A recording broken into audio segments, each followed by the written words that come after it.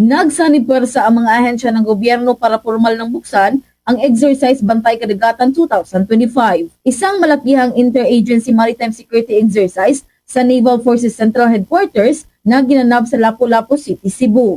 Layunin ng exercise na pahusayin ang koordinasyon ng mga unit na pamahalaan sa pagtugon sa mga banta sa dagat habang isinusulong ang pangangalaga sa kapaligiran at pagtatanggol sa bansa. Ang kaganapang ito ay magkasanib na pagsisikap na kinasasangkutan ng Philippine Navy, Philippine Coast Guard, Bureau of Fisheries and Aquatic Resources o BFAR, Philippine National Police Maritime Group, Department of Environment and Natural Resources, at iba pang kaukulang ahensya. Ito ay tatakbo ng ilang araw na may mga simulation at real-time na mga senaryo na tumutugon sa smuggling, illegal na pangingisda, oil spill at drug trafficking at terorismo sa dagat.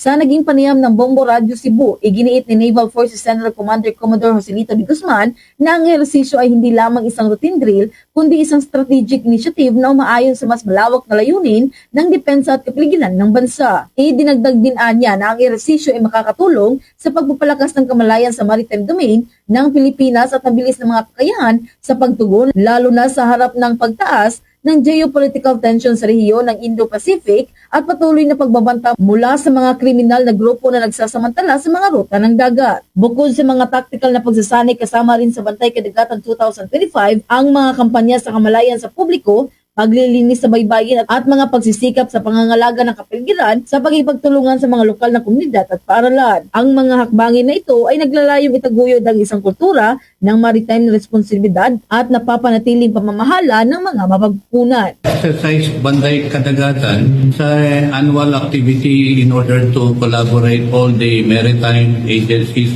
here in the Visayas. Naman natin yung economy of Cebu is fast rising, so we need to help and secure that the people are safe and secure in this part of the country. Mula sa lungsod Lawigan ng Cebu, Bombo Jonah Cañati para sa number 1 and most trusted radio network in the country, Bombo Radio Philippines. Basta Radio, Bombo!